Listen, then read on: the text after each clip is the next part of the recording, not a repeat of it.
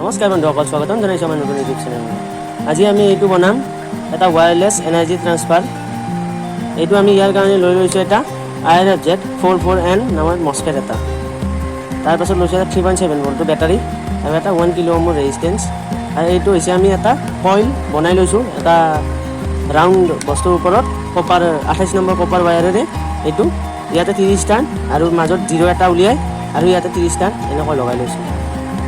আকৌ আমি আনফালে দিবৰ বাবে আউটপুট ধৰিবৰ বাবে ইয়াতে আমি এটা এনেকুৱা ধৰণৰ কইল আপোনালোকে দেখিছেই চাৰ্কিটত এইবোৰ লগাই থাকে।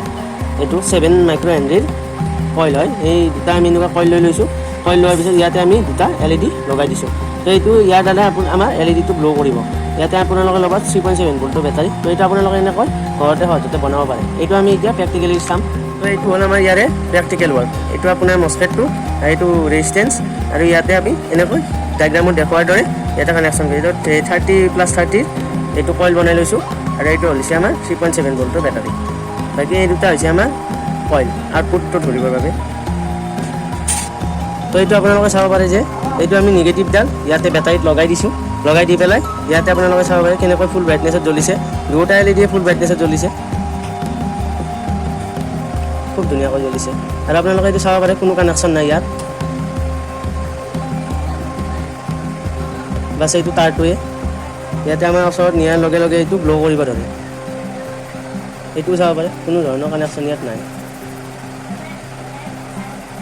এইটো হৈছে আমাৰ ট্ৰানজিষ্টাৰটো। এইটো হিট নহ'বৰ বাবে আমি ইয়াতে হিটচিং ব্যৱহাৰ কৰিছোঁ। তো আপোনালোকে এনেকৈ ঘৰত ট্ৰাই কৰিব পাৰে খুব ধুনীয়াকৈ।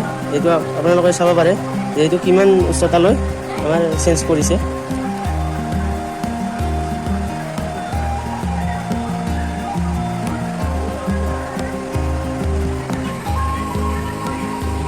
এইটো আপোনালোকে চাব পাৰে।